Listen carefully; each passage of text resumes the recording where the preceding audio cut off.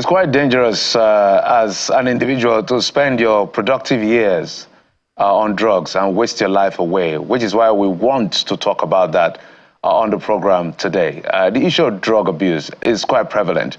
Young people have looked for all kinds of ways to, get high, to do whatever it is that they want to do. And there's a ripple effect to that.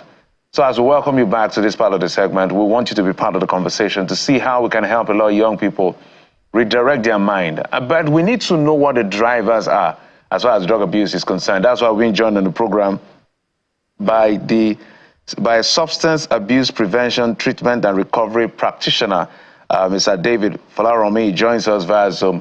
Mr. Folaranmi, thank you so much for coming on the program. Thank you very much for having me.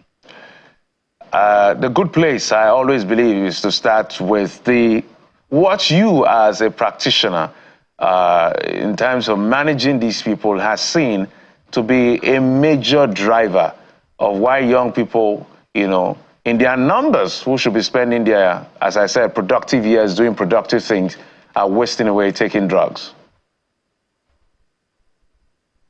Thank you very much, sir, for that question. What we will consider the major driver would include some of the risk factors associated with drug use among the youth. Some of this will start from family disintegration, because I, for one, believes that drug abuse can be prevented and it starts from the family unit. So when there's a missing link at that level, then it's easy to see the young people just engage in substance use, and of course, its attendant ripple effects. But there are other drivers or causes, or predisposing factors that lead the young people into substance use. Some of which will include glorification of drug use on the media, especially social media. We have some regulations on mainstream media, but on social media, which a lot of young people belong to, so they see people who should be role models to them, who use substances, and it looks cool to them, and they want to emulate some of these people. So that's another factor that leads to substance use. Of course, we have the lack of resilience, which also is built from the home. So a lot of people talk about peer pressure, peer pressure, peer pressure. Of all the people who have come into us for treatment one time or the other, we've never seen anybody who just woke up and went to start using substances. It's always somebody who introduces them to that act. However, like I always tell people, nobody forced you to do it. It's because you didn't have the ability to say no. You lacked the resilience or other life and social skills that would have enabled you to say no when these things were offered to you. We have environmental factors also. There are certain environments, without prejudice to any of the environments, you can see there are certain places where there's a higher prevalence of drug use in our society more than other places. So for instance, you're raising a child or a young person in an area that has a very high rate of drug use. That child is susceptible to using substances very sooner or later. And then of course we have genetics. That's something a lot of people don't talk about. We have the genetic factor. So it's important we know that addiction, which is a mental health disease, can be passed to from generation to generation, genetically. So, and one other one we'll talk about is other mental health issues. Mental health illnesses and substance use disorder has a bidirectional relationship. What that means is a person who is struggling with mental health illness is likely to want to use substances to take care of the situation with the mental health illness, and vice versa. So these are some of the causes or drivers, as you put it, that leads people into using substances.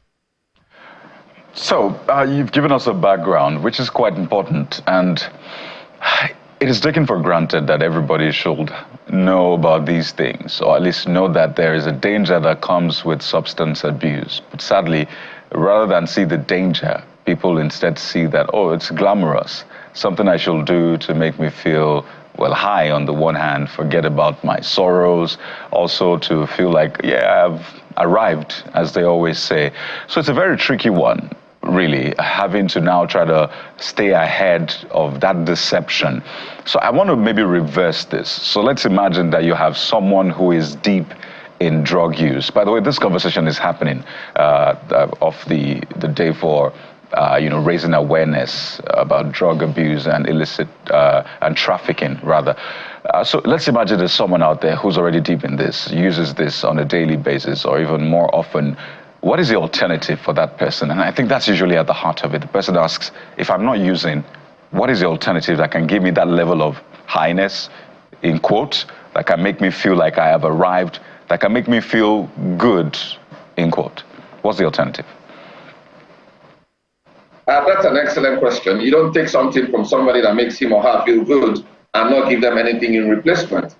Sorry, I'll just give you a short story. Last year, I was in Warri. I was doing a program, and a young boy of 13, I was talking to him. He was neck deep in substance use, and he was also into advanced fee fraud, internet fraud also. And he showed me his bank app. He had 9 million naira in it. And he told me that, well, he uses substances to be able to cope with what he is doing. So there I was, trying to talk him out of using substances. But just like you said, what was the alternative? Does that also mean he has to forfeit all of the money he has made under the influence and things like that? So it's an excellent question you just asked. Nobody wants to forfeit what gives him or her joy, without having an alternative. So what we do is we educate young persons, first of all, at that stage where they are neck deep into substances, you can't even provide any alternative. First of all, you need to let them know that they are struggling with a disease and they need help. I had a call yesterday about a young man who is struggling with pentazocine addiction. And then we had to talk him, through talk therapy to be able to come in for treatment, which he willingly did. Now, while he's in treatment, we now have to offer him other options, because basically addiction works this way. The secretion of dopamine per every unit of the substance you take is what you are after. So you're not actually after the substances itself, you are after that high, as we call it, which is being secreted by dopamine. So once the person is in treatment, you successfully convince the person to come in to treatment, you can now offer alternatives that will also secrete dopamine and make the person happy. Some things would include sports, exercises, taking care of your body, eating good food, singing, doing things that will trigger the reward system of the brain, secretes that dopamine, makes you feel happy. Something as simple as performing a task and you're able to perform it appropriately, it also secretes dopamine and makes you happy. So it's baby steps. You can't have the same level of dopamine that is secreted for performing some of these small tasks that you get when you use substances. But when it's done steadily and consistently, you find out that gradually it's able to replace that addictive cycle and you're able to get almost the same rush from that. Of course, you have to open up the person's eyes to ideas of a brighter future without using substances, because a lot of people have given up. I was working with a young girl who was into substances, and she said, look, Mr. David, I can't stop. This is it. I can't stop. I'm not able to do this anymore. But we have to open her eyes to the possibilities of a better life without using substances. Thankfully, today she's married, she's pregnant, she's expecting her first child. A few years ago, she wasn't thinking about this because she was blinded by the fact that there is a life outside substances. So you have to open them up to let them know that, look, you can live your life, a very good life, without using drugs. Well, a hydra-headed issue, if you ask me. And, that takes us to another aspect of the conversation, because it may not be just young people that are indulging. If we went by revelations by an official of the NDLEA, that very important personalities are also indulging. I want you to, for us, examine the implications of this revelation, and perhaps we could also tie it to, the proposal years ago, which is also emerging now, that politicians should be subjected to drug test. Yes, thank you very much. I totally agree that it's not a problem for young persons. So we have people in treatment currently who are in their 50s, mid-50s. Someone is 54. We have two people who are in their late 40s. So yes, it's not just a problem for the youth. As a matter of fact, when the United Nations Office on Drugs and Crime Nigerian Drug Survey came out, the prevalence, the age bracket was from 15 to about 60. So it shows that this is an issue that bothers not just the young persons, but even the elderly people. Now, one of the implications here is that if those who the younger people are supposed to look up to are involved in substance use, then it creates a precedent. You know, like many other social issues we have in Nigeria, we don't want to go into that. The young people look at what our older generation is doing and we think it's right. And you see, we are just copying them verbatim. So that's the same thing that is happening. We talk in conferences, we talk to older people about drug-proofing their homes. You know, not using in front of your children. Even taking things like alcohol, you shouldn't do it in front of young children or teenagers because their brains cannot even take that for now. You know, so that's an implication. It just sets a precedent, and then the young people just follow suit. And then talking about drug testing, I think it's a welcome idea. You know, I think it's a welcome idea if we can put that into our constitution, that there should be drug testing at several levels. This is actually going to help the situation of drug use in the workplace, in the community, in the society at large, and then it will tone it down because the drug testing scientific proof that you are actually using a substance, and people do not want that. I think people are more scared of people finding out they are using substances, you know, than the actual implication of using substances. So if that's enough to deter people from using it, I think I'm all up for it, the drug testing. So following up on that, do you think that it will be better, and how can we reposition it such that society, whether government, community, families, and all of that, society, everyone, literally, whether it's the government at the state or the federal level, the government at the local government level, families, communities, churches, and everybody around begin to look at this issue from the point of health challenge, not a crime. How do we reorient society to begin to look at it in that direction? Because it feels like it will make a lot of people open up more and maybe give us a better chance to scale down the number. Okay, thank you very much. That's an interesting question. So I struggled with drug use and addiction for 7 years.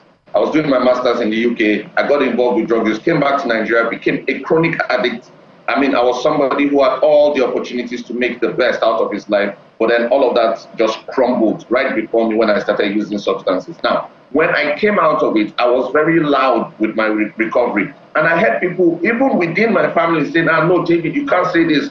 This is embarrassing. You know, you can't. That stigma, to be honest, that stigma is still there till this very day. You know, but I wear my recovery like a badge. I say it everywhere for whoever is willing to listen, that this is what I went through. Now I'm not just out of it. I'm helping others come out of it. There's a life after it. 2 years ago, I was invited to the presidential villa to share my story and the work I'm doing now. Now, why am I saying this? I'm doing this so that people can know that addiction itself is not a moral failure. You know, that's not it. And it's not a crime. You know, it's a disease. So the way we pay attention to cholera, the way we pay attention to cancer, hypertension, we should pay attention to addiction the exact same way. So people should be able to come out freely. Like you said, it will start from the primary health care level. You know, in the local governments, there should be a mental health desk. There should be a mental health desk in every local government of the federation. In every primary health care center, there should be an addiction professional. Because this thing, on the myth that addiction or drug abuse is for only the rich is false. You actually have more people who are poor that are struggling with addiction because there are unconventional substances that people abuse that you really truly don't need to pay money for. So we must encourage people to speak up. We must encourage people to say what they are going through by ending the stigma on substance use and addiction. It's very important. Our religious leaders stop punishing people who are struggling with substances. Our universities stop expelling people who are struggling with an addiction. It's a disease. If you won't expel somebody who is struggling with cholera, you shouldn't expel someone who is struggling with an SUD. You need to get the person in for treatment, evidence-based treatment, in line with world best practices. and you'll see that there are a lot of success stories. People who should have been thrown out of university have gone in for treatment. We've sent letters that this person is certified, has gone through treatment, and the person goes back and makes something out of his life. If you expelled that person, the person would have given up hope, most probably go back to using, and then that will be the end of that person. So we must end the stigma that hovers around people who struggle with drug use. We should support them and not punish them, because it is indeed not a crime. Support and not punish. You know, this conversation, yes, we have yearly commemorations and the rest, but this conversation is really important. I love the fact that you said first you need to understand it's a disease, because there's a tendency to just see it as, okay, it's just something out there, but it's a disease to be classified alongside other diseases. And once you realize it's a disease, that you want to take action, health-seeking behaviors. And you talked about how this is just trying to get people happy. At the heart of it, people just want to be happy, to get high. Dopamine is called a happy hormone.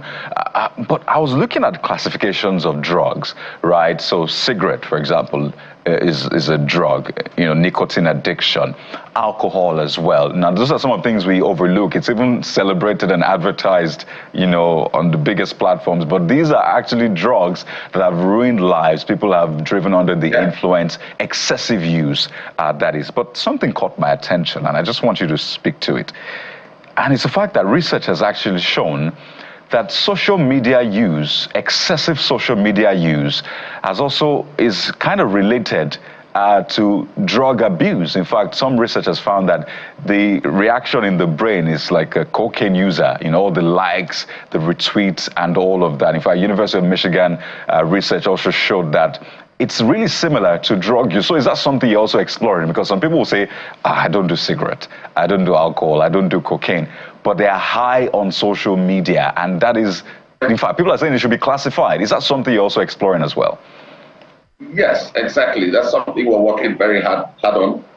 We have a lot of youth we don't want to talk about. I know some adults still have the same problem, but we have a lot of youths who get high, just like you said, off social media, and sometimes it leads to depression. You see, that's the thing. Some of these things progress. They are progressive. So you want the rush of the likes, the comments, the retweets, and all of those things. And when it's not coming, you see that somebody is slipping into depression. We are paying influencers to boost our posts, make our pages more, you know, look better. You know, so it's definitely something we're exploring and something we're working on. It's an addiction. It's an addictive behavior. So just like you said, it gives you almost the same rush from using substances at times, you know, and it's equally as dangerous, because you may not see the physical effects as it is with substance use. You might not see the deterioration on the person's body, but then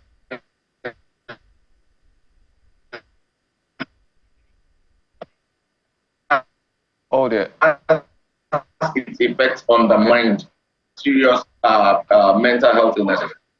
All right, David, just before we let you go, quick one on this particular. So maybe 2-3 things that you think that people that are addicted to social media can do, quickly, in 30 seconds.